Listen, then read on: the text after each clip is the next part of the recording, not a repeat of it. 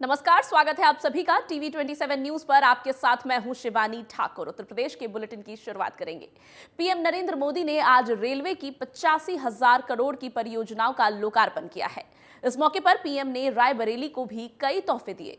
इनमें one station one उत्पाद के तहत रायबरेली जंक्शन को आंवले और गुड़ से बने स्टॉल के साथ ही हरचंदपुर स्टेशन पर गुड्स साइडिंग और एक वंदे भारत का तोहफा हासिल हुआ।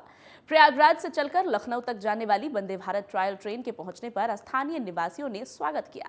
रायबरेली में तैनात रेलवे के मंडलीय सहायक अभियंता एस.के. पांडे ने बताया कि इस ट्रेन का शेड्यूल तय करने के बाद आगामी 14 मार्च को आम लोगों के लिए इसे समर्पित किया जाएगा। जी का कार्यक्रम था रेलवेज को एड्रेस करते हुए और 85,000 करोड़ की योजनाओं को आदरणीय प्रधानमंत्री जी ने जनता को समर्पित किया है। हमारी जो वंदे भारत इस समय हर उसका एक टारगेट है कि लगभग हर महीने में 100 वंदे भारत ट्रेनों को इंट्रोड्यूस करना। सीएए की नोटिफिकेशन जारी होने के बाद यूपी में पुलिस प्रशासन अलर्ट हो गया है। सुरक्षा व्यवस्था को लेकर पुलिस प्रशासन एक्शन मोड में नजर आ रहा है। इसी के साथ सोशल मीडिया प्लेटफॉर्म पर सुरक्षा एजेंसियां और पुलिस कड़ी नजर रख रही है। पुलिसकर्मी सुरक्षा व्यवस्था को लेकर सड़कों में फ्लैग मार्च कर रहे हैं।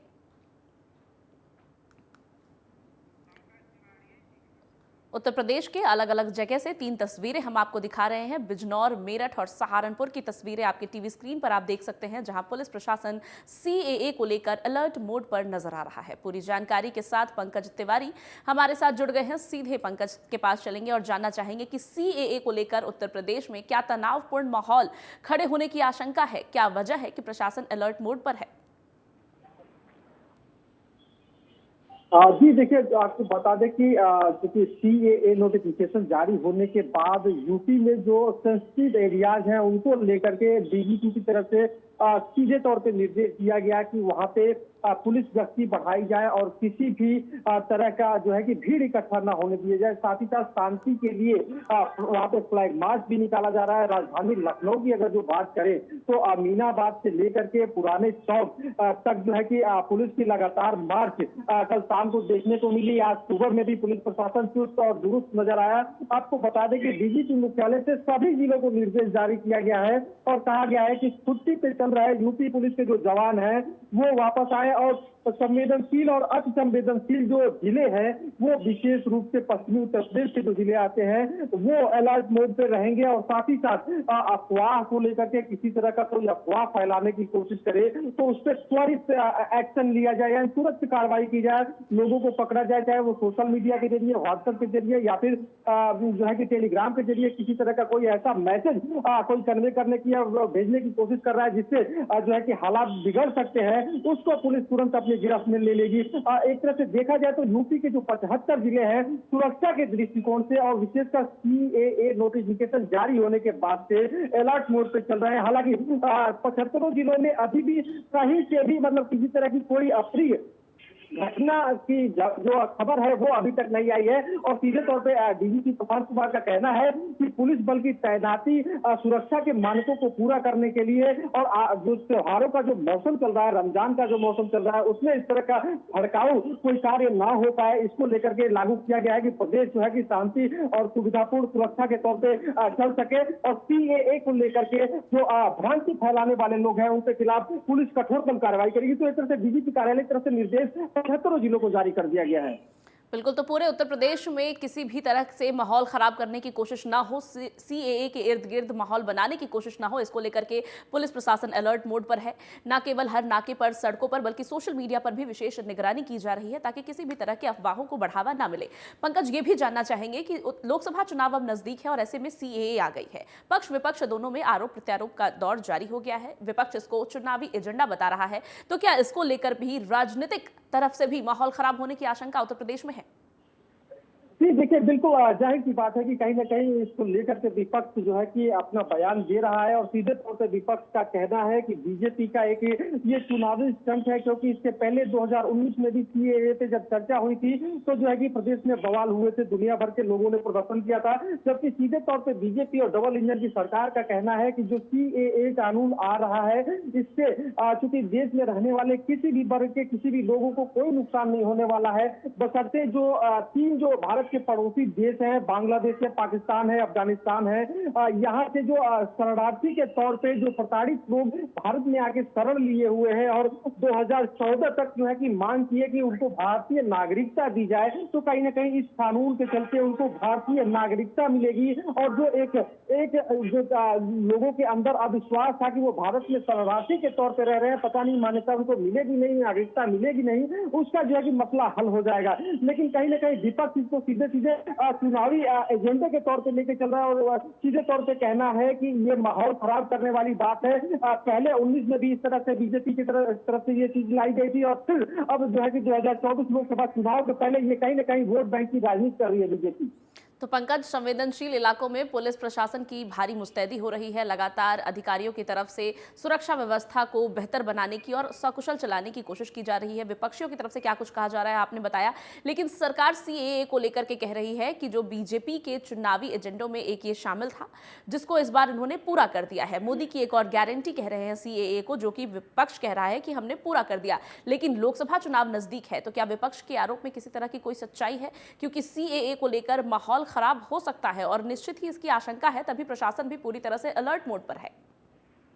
जी देखिए, आपको बता दें कि एक तो रमजान का महीना चल रहा है और उसमें भी सीएए एक ऐसा मसला है जिसको लेकर के 2019 में भी बवाल हुआ था और सीधे तौर पे उस समय के सरकार का कहना था कि ये जो बिल आ रहा है कहीं ना कहीं जो भारत में एक बड़ी तादाद में ऐसे शरणार्थी लोग हैं जो कहीं ना कहीं भारतीय नागरिक होने के लिए यहाँ पे आए हुए हैं, बाकी जो पड़ोसी मुल्क है वहां से उनको प्रताड़ित किया गया है, तब जो है कि भारत में आकर शरण लिए हैं और भारत में उनका विश्वास है कि भारतीय नागरिकता मिलने के बाद वो भारत के निवासी बन के यहाँ रहना चाहते हैं। तो कहीं ना कहीं एक जो बड़े पैमाने पे बाहरी लोगों का देश में आना और ये मुद्दा उठना, बीजेपी का सीधे तौर पर कहना है कि 19 में भी जो सीएए को लेकर के जो बीजेपी का कथन था वो यही था कि जो बाहर देश से लोग आए हैं उनको कहीं ना कहीं नागरिकता दी जाए। लेकिन विपक्ष इसको सीधे तौर पर ले रहा है कि ये अपने वोट बैंक को बढ़ाने की बात है, जबकि बीजेपी का कहना है कि ये बीजेपी के एजेंडे की बात है और उस मसले को बीजेपी खत्म करना चाहती है, जो बार बार इंडिकेट करता है कि देश में बाहरी शरणार्थी के तौर पर लोग आकर के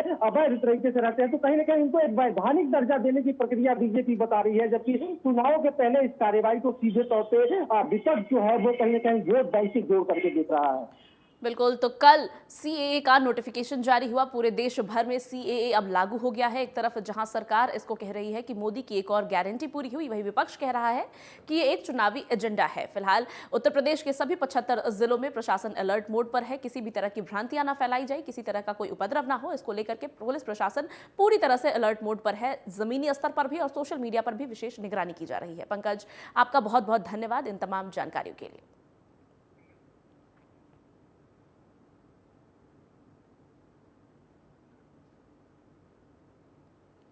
उत्तर प्रदेश के बुलेटिन में हम सीएए को लेकर प्रशासन किस तरह से अलर्ट मोड पर है इसके बारे में जानकारी ले रहे थे। हमने आपको बताया कि किस तरह से उत्तर प्रदेश के सभी 75 जिलों में प्रशासन अलर्ट मोड पर है और सोशल मीडिया पर भी विशेष निगरानी की जा रही है ताकि माहौल बिगाड़ने की कोशिश, फिर चाहे वो राजनीतिक तरीके से हो या किसी और तरीके से हो, संभव ना हो सके। 3 तस्वीरें हम आपको दिखा रहे हैं बिजनौर, मेरठ और सहारनपुर से, जहां पुलिस प्रशासन की मुस्तैदी किस तरह से है आप देख सकते हैं।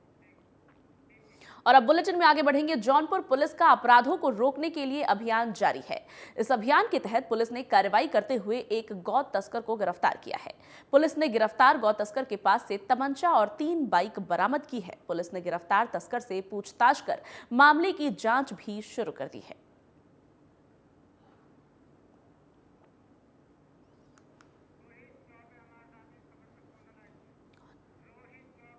पूरी जानकारी के साथ रोहित चौबे हमारे साथ जुड़ गए हैं। सीधे रोहित के पास चलेंगे। रोहित, लगातार गौ तस्करी के खिलाफ पुलिस प्रशासन एक्शन मोड में रहती है, लगातार गौ तस्कर सामने आते रहते हैं। एक बड़ी सफलता एक बार फिर पुलिस को मिली है, लेकिन बावजूद इसके गौ तस्करी का सिलसिला क्या रुक नहीं रहा है?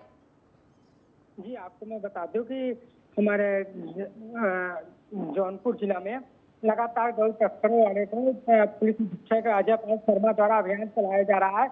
अभियान करीब में आज बीती रात में मुठभेड़ के दौरान एक गौ तस्कर को गिरफ्तार किया गया और पैर में गोली लगी। 300 बोर 15 एक कारतूस और एक पिस्टल बरामद हुआ। पंकज, क्या इस व्यक्ति जो कि गिरफ्तार किया गया है, जिसको उसके जरिए किसी माफ कीजिएगा रोहित, जिस तरह से एक गौ तस्कर गिरफ्तार हुआ है, क्या उनके जरिए पूरे रैकेट के भी खुलासे की उम्मीद है? क्योंकि गौ तस्करी का ये पहली खबर नहीं आ रही है।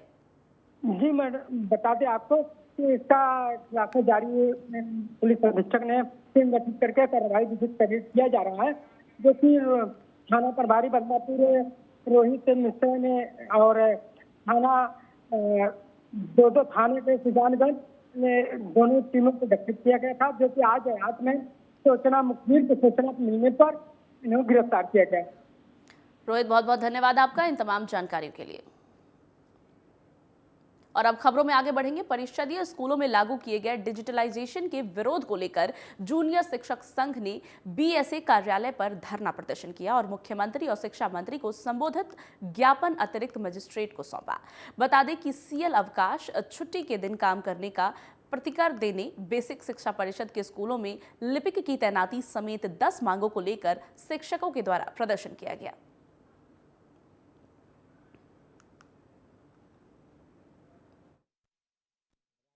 जूनियर शिक्षक संघ जनपद उन्नाव हमारी प्रमुख मांगे डिजिटलाइजेशन के विरोध में है, क्योंकि हमें लैपटॉप दिए गए हैं मगर सिम नहीं दी गई, डाटा नहीं दिया गया है, तो वो कैसे चालू किए जाए।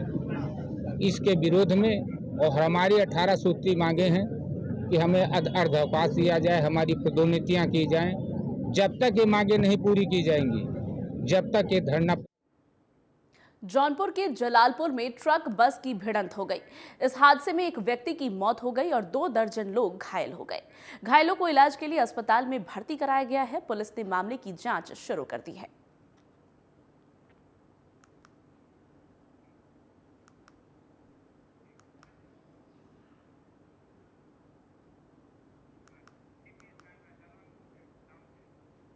जालौन में पुलिस और बदमाशों के बीच मुठभेड़ का मामला सामने आया है। पुलिस की जवाबी फायरिंग में 2 बदमाश पैर में गोली लगने से घायल हो गए।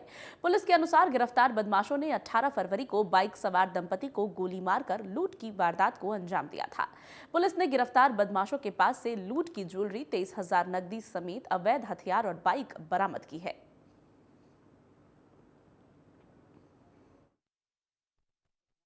पुलिस पर फायरिंग के बाद मुठभेड़ हुई है, क्या पूरा मामला?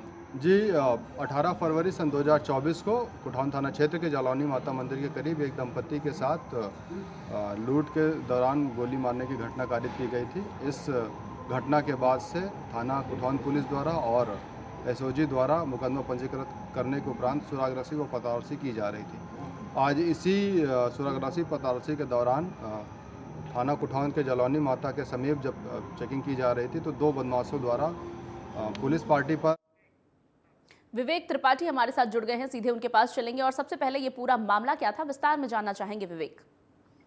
जी, आपको बता दूं कि ये पूरा मामला जनपद जालौन के कुठौन थाना क्षेत्र का है, जिसमें बीते 18 फरवरी को कुछ बदमाशों द्वारा एक दंपत्ति के साथ लूट की घटना को अंजाम दिया था, जिसमें पुलिस अधीक्षक जालौन ने टीमों का गठन किया और बदमाशों को पकड़ने की कोशिश की। वाहन चेकिंग के दौरान कुछ बदमाश बाइक से आए और पुलिस से आकर के मुठभेड़, जैसे ही बाइक को रोकना चाहा तो पुलिस के साथ वो धक्का मुक्की और मुठभेड़ करने लगी। पुलिस ने और बदमाशों के बीच में कई राउंड फायरिंग हुई, जिसमें 2 बदमाश घायल हुए हैं। दोनों बदमाश घायलों को उपचार के लिए जिला अस्पताल ले आया गया है। जी, तो मुठभेड़ की खबर सामने आ रही है, 2 बदमाशों के घायल होने की खबर सामने आ रही है, लेकिन देखने वाली बात यह है कि लगातार इस तरह की घटनाएं हो रही हैं, मुठभेड़ भी हो रही है, लेकिन इसके बावजूद, पुलिसिया एक्शन के बावजूद इस तरह की घटनाएं रुकने का नाम नहीं ले रही हैं। तो क्या किसी रैकेट के भी खुलासे की उम्मीद है?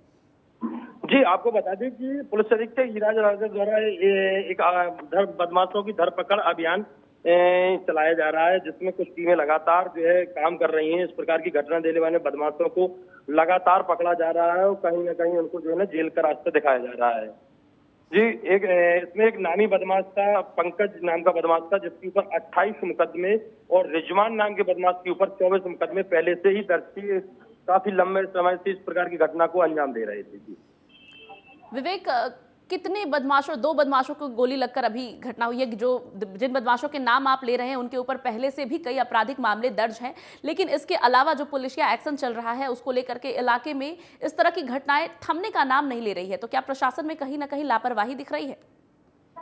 जी, आपको बता दें कि जैसे कि सुनीता की बदमाश जो है घटना को अंजाम देने के बाद में वहां से रफू चक्कर हो जाया करते थे। पुलिस अधीक्षक की ये ताबड़तोड़ कार्रवाई है। निरंतर जो है इस प्रकार की कार्रवाई से जनता में अभी शांति का माहौल है और जनता अपने आप को कहीं ना कहीं सुरक्षित महसूस कर रही है। जी निश्चित ही जनता अपने आप को सुरक्षित महसूस कर रही होगी, क्योंकि पुलिस के एक्शन में 2 बदमाशों को पुलिस के द्वारा मुठभेड़ में उनको अब अस्पताल में भर्ती करा दिया गया है, घायल मुठभेड़ में बदमाशों को। और ये दोनों वो बदमाश हैं जिनके खिलाफ पहले से भी कई मुकदमे दर्ज हैं। तो निश्चित ही पुलिस प्रशासन के द्वारा ये जो अभियान चलाया जा रहा है, जिसमें लगातार बदमाशों की धरपकड़ हो रही है, उससे जनता राहत महसूस कर रही होगी।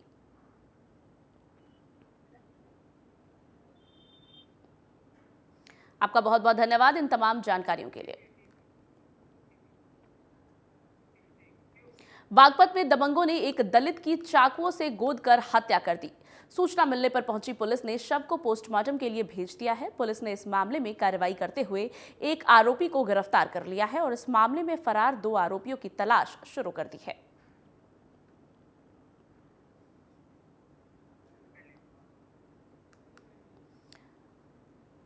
हत्या की वारदात को अंजाम देने वाले दबंगों की तलाश पुलिस को अभी भी है। एक आरोपी को गिरफ्तार किया गया है, जबकि 2 आरोपी फरार बताए जा रहे हैं।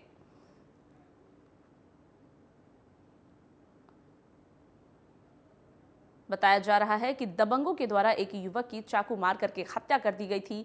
पूरे मामले में पुलिस के द्वारा एक आरोपी को गिरफ्तार किया गया है, वहीं 2 आरोपी अभी भी पुलिस की पकड़ से फरार है।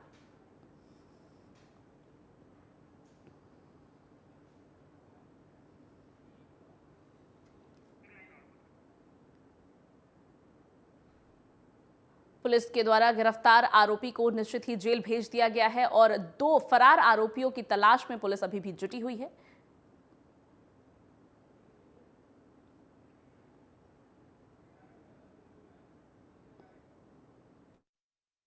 सर्विलांस की संयुक्त टीम ने थाना बिनौली पे पंजीकृत मुकदमा अपराध संख्या 66/24 धारा 302/120 भादवी में एक वांछित अभियुक्त जिसका नाम आशीष उर्फ कल्लू पुत्र विजेंद्र निवासी जीवाना गुलियान है को बाद पुलिस मुठभेड़ घायल अवस्था में गिरफ्तार किया है, जिसके पास से घटना में प्रयुक्त एक अवैध तमंचा, 2 जिंदा कारतूस, 1 खोखा कारतूस, 1 मोटरसाइकिल बरामद हुई है। इस गिरफ्तारी और बरामदगी के संबंध में थाना बिनौली पे आवश्यक वैधानिक कार्रवाई।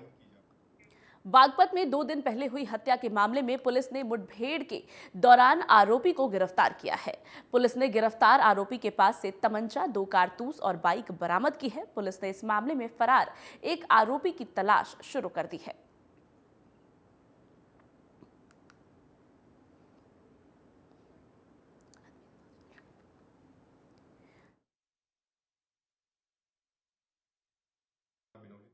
सर्विलांस की संयुक्त टीम ने थाना बिनौली पे पंजीकृत मुकदमा अपराध संख्या 66/24 धारा 302/120 भादवी में एक वांछित अभियुक्त जिसका नाम आशीष उर्फ कल्लू पुत्र विजेंद्र निवासी जीवाना गुलियान है को बाद पुलिस मुठभेड़ घायल अवस्था में गिरफ्तार किया है, जिसके पास से घटना में प्रयुक्त एक अवैध तमंचा, 2 जिंदा कारतूस, 1 खोखा कारतूस, 1 मोटरसाइकिल बरामद हुई है। इस गिरफ्तारी और बरामदगी के संबंध में थाना बिनौली पे आवश्यक वैधानिक कार्रवाई की जा रही है।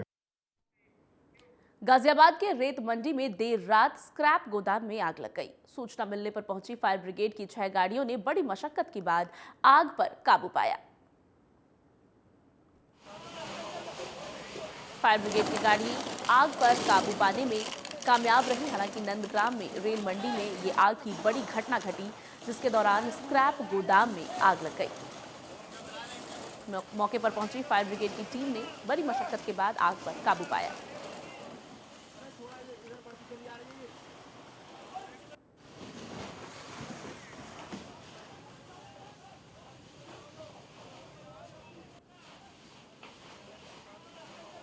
फायर ब्रिगेड की टीम ने किसी तरह बड़ी मशक्कत के बाद आग पर काबू पाया। हालांकि स्क्रैप गोदाम में आग लगने की घटना से माल के नुकसान होने की खबर भी सामने आ रही है। स्क्रैप गोदाम में आग लग गई थी। फायर ब्रिगेड की टीम मौके पर पहुंची, जिसने बड़ी मशक्कत के बाद आग पर काबू पाई। नंदग्राम में रेल मंडी की ये पूरी घटना बताई जा रही है, जहां पर स्क्रैप गोदाम में भीषण आग लगने की घटना सामने आई।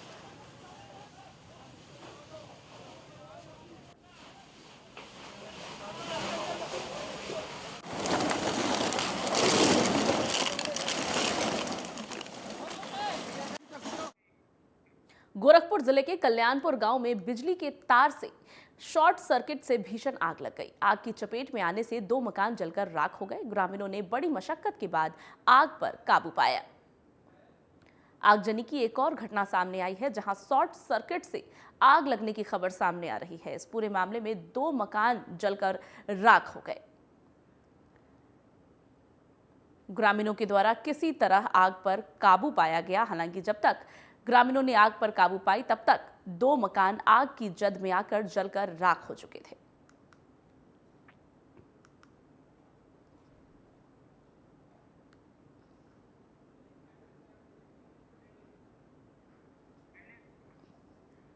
शॉर्ट सर्किट से ये भीषण आग लगने की खबर सामने आ रही है, जिसमें 2 मकान जलकर राख हो गए। ग्रामीणों के द्वारा किसी प्रकार से आग पर काबू पाया गया। हालांकि 2 मकान में किसी के भी मरने की खबर इस घटना में सामने नहीं आ रही है, लेकिन नुकसान निश्चित ही हुआ होगा।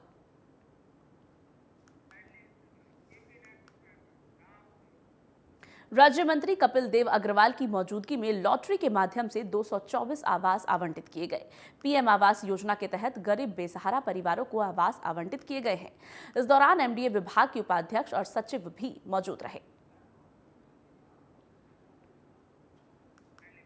पीएम आवास योजना के तहत लॉटरी के माध्यम से ये आवास आवंटित किए गए हैं, जिसमें 224 परिवारों को आवास दिए गए हैं। पीएम आवास योजना के तहत इस कार्यक्रम का आयोजन किया गया, जिसमें मंत्री के साथ 7 अधिकारी भी मौजूद रहे। गरीब बेसहारा परिवारों को आवास का आवंटन किया गया है। पीएम आवास योजना के तहत लॉटरी के माध्यम से ये पूरा कार्यक्रम आयोजित कराया गया, जिसमें 224 आवास लॉटरी के माध्यम से गरीब बेसहारा परिवारों को आवंटित किए गए।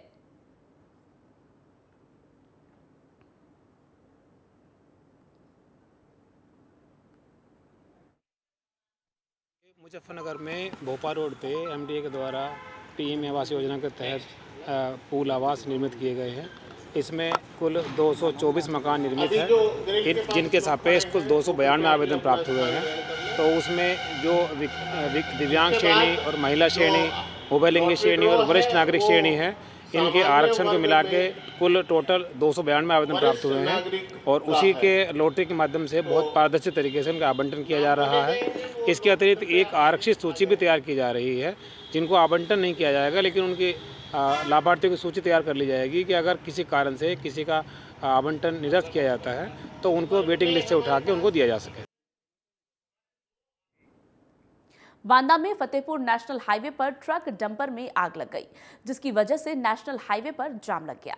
हादसे में ड्राइवर गंभीर रूप से घायल हो गया। सूचना मिलने पर पहुंची पुलिस ने यातायात बहाल कर मामले की जांच शुरू कर दी है।